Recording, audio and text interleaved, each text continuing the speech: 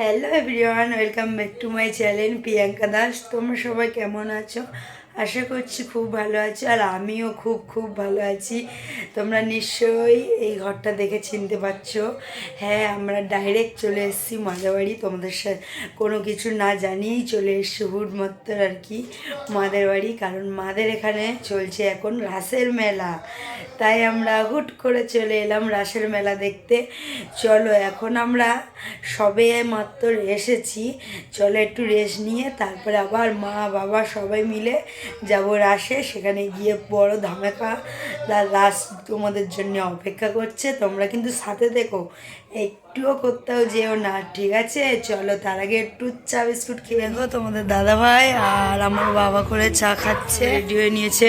মা তাকাও। আর এদিকে নুনু রেডি হয়ে নিয়েছে, নুনু তাকা। ও আর কি চলে এসেছিল সকালবেলা মাদের সাথে। আর এদিকে বাবা রেডি হচ্ছে। এবার আমরা সবাই মিলে বার হবো মেলা টিকিটটা। চলে এসছি আমরা, এবার গাড়িগুলো সব গ্যারেজে ঢুকানো হচ্ছে। দেখো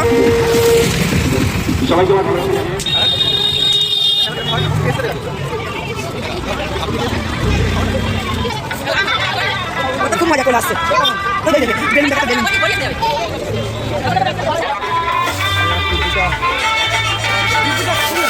কত ভিড় হয়েছে দেখো, বাগান সময় তো শুধু চলে যাচ্ছে। এখন মেন রাস্তার দিকে যাচ্ছে আর কি, ঠাকুরের দিকে। চলো তোমাদেরকে দেখাবো।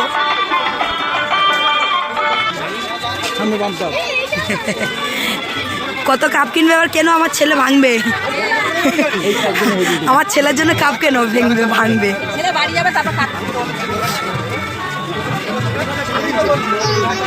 হ্যাঁ, বলুন বাম বাম, ও সব নেবে। ও এই মেলাতে এমন কিছু নেই যে নেই বল, সব কিছু খুঁজে পাবে।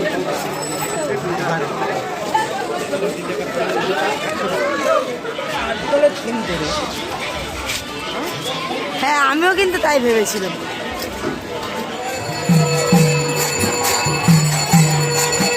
এই হচ্ছে মেন রাস, এখানে সব কিছু দেখতে হবে। দেখো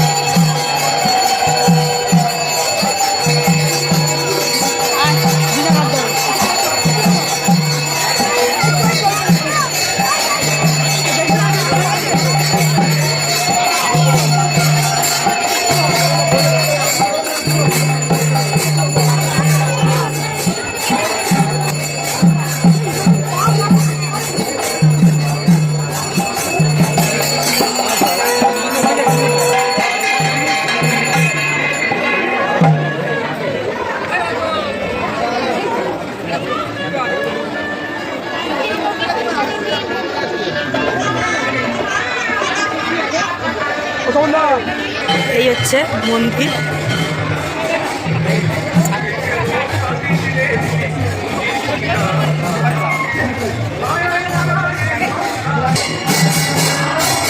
হরিনাম কীর্তন হচ্ছে।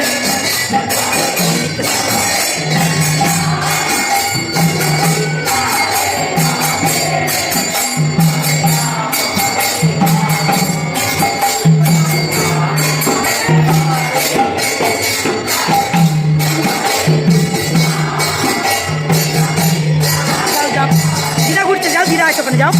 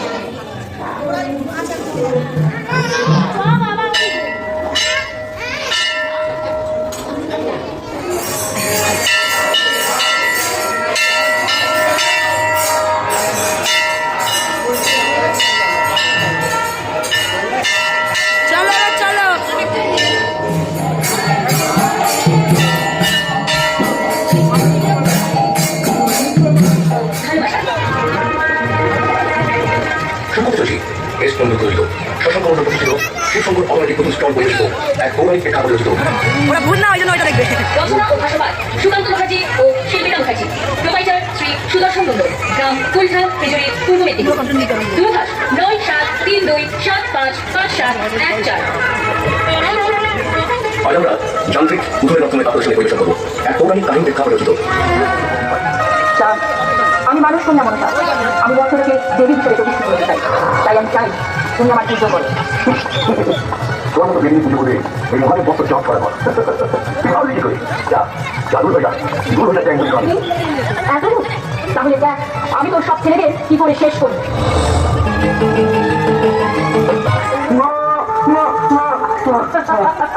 তোর সব ছেলেদের আমি শেষ করে দিয়েছি। আমি আর করতে পারছি না, আমি আর করতে পারছি না। এই শিব শম্ভু, তুই আমাকে সর্বনাশ হয়ে গেল। আপনি শান্ত হন, আপনি শান্ত হন। সব কিছু হয়ে গিয়ে আমরা আবার বাড়িতে যাবো।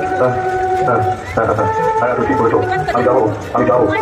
দেখ দেখ কেন বুঝতে পারি আমি পুত্র সব বলে দিয়ে আমার বাড়িতে করতে নিয়ে বলছি। তুই আমার কিছু করতে পারি না, স্বয়ং মহাবীর যা সহায়।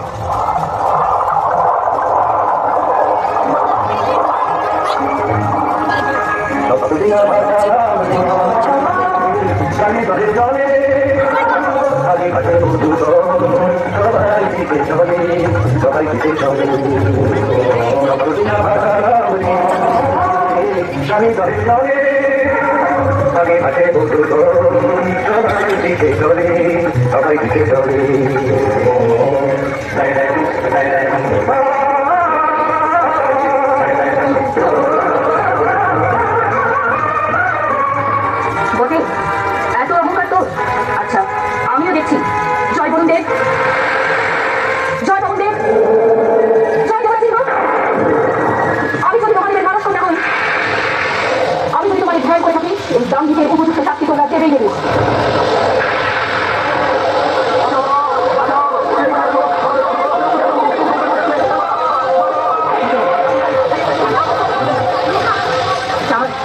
এখনো সময় আছে। এই কথাটা তুমি আমার পুজো করবে, তবেই আমি তোমাকে বাঁচাবো।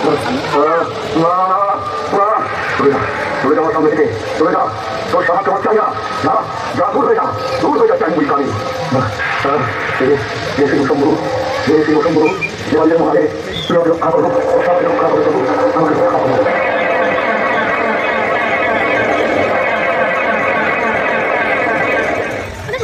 ক্ষমতা হারিয়ে 4 সাল পর নিজের বাড়ি ফিরে আসে। তারপর মহাদেবের কৃপায় তিনি আরো এক পুত্র সন্তানের পিতা হন।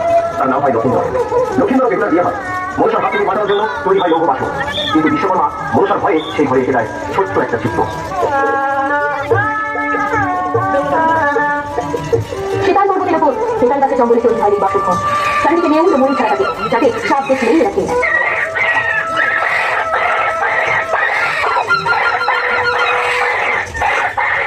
জয় জয় শিব শম্ভু, জয় শিব শম্ভু, জয়। ওই যা সহায়, ওই চ্যাংগুড়ি কালী তার কোনো ক্ষতি করতে পারে না। মনসা মনসা কিছু করতে পারে না। অসম্ভব, অসম্ভব। আপনি আপনি আমার সব সাথে আছে, কেউ কোনো ক্ষতি করতে পারছে না। আমি কেন বেড়ে যাবো? হে দাঁড়াও, তুমি একটা কিছু করো, দাঁড়াও, তুমি একটা কিছু করো। এই বর্ষার কারণ বুঝে এখান থেকে দেখাবো। সোনাকি সোনাকি বাবু, আমার ঘর শুরু হয়েছে। আমার কিছু কিছু হবে না, কিছু হবে না বাবু। বুঝি ওখানে বসে ঘর শুনে আসুন। এই তোমরা সবাই চলে এসো, চলে যাবো। বেশ তাহলে চলো।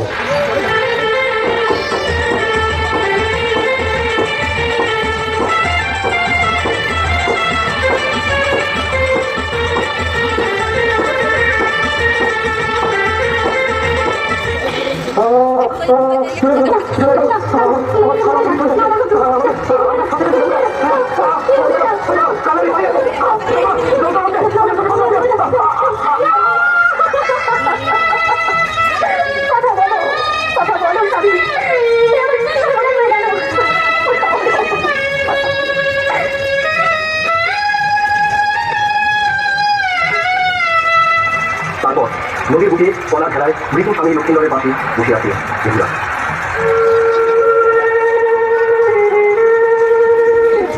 মা তুই যাস না, মা তুই যাস না, তুই ফিরে আয় মা, এটা অসম্ভব। না বাবা, গতকাল রাতে আমি স্বপ্নে দেখেছি 6 মাস খেলায় এসে সর্বরাজ্যে যেতে পারলে আমার স্বামী প্রাণ ফিরে পাবে। আমি তো কিছু করে বলতে না, মানুষ একবার মরে গেলে আর সে ফিরে আসে না। কেন বাবা? স্বামী থেকে সত্যবানকে চোখের মুখ থেকে ফিরে এসেছে, তাহলে আমি পারবো না কেন বাবা? আপনি আমাকে অনুমতি দিন বাবা। অনুমতি তুই করেছি মা। বেশ, তবে যাও মা, যাও। কি প্রসঙ্গ এই যে বাড়িতে মহাদেব, তুমিও তোমার আশা পূরণ করো, তুমিও তোমার আশা পূরণ করো।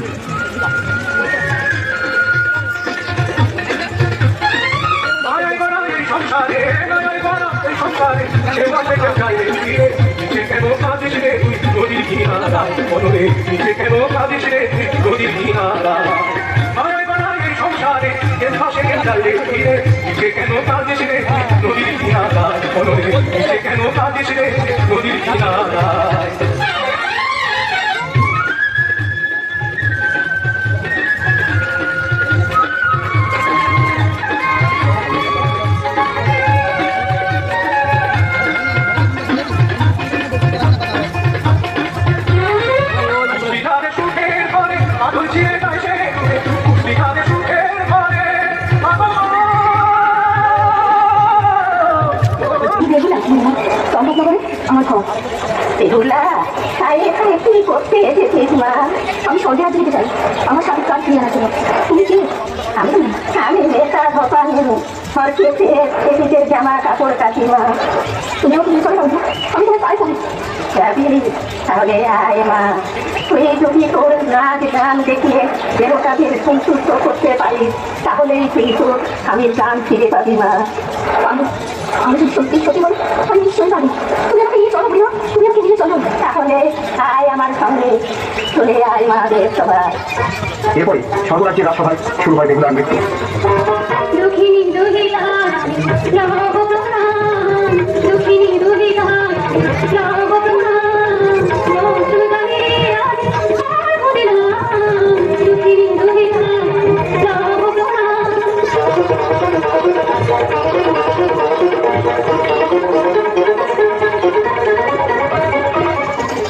মনসা, তুমিও স্বামীর গান ফিরিয়ে দাও। তোমার দক্ষিণতা রেখে সত্যি আমি তোমার স্বামীর প্রাণ ফিরে দিতে পারি, তবে আমার একটা শর্ত আছে। বলুন কি শর্ত? আমি মর্তি পূজা রেখে চাই তোমার শ্বশুর মশাইকে দিয়ে আমার পূজা দিতে হবে। বলো তুমি পারবে না? আমি পারবো, আমি পারবো। আমি যেমন করে হোক আমার শ্বশুর মশাইকে দিয়ে তোমার রাজি পারবো। মনসা, ওর স্বামীর গান ফিরিয়ে দাও। বেশ, তবে তাই হোক পিতা। আরেকটা কথা, আমার শ্বশুরের শর্ত কি?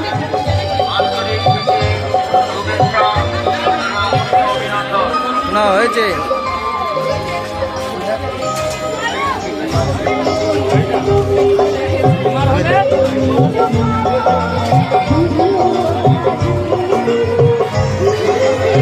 বলো বলো বলো, খালি সেল চলছে, এই তো হয়ে গেল।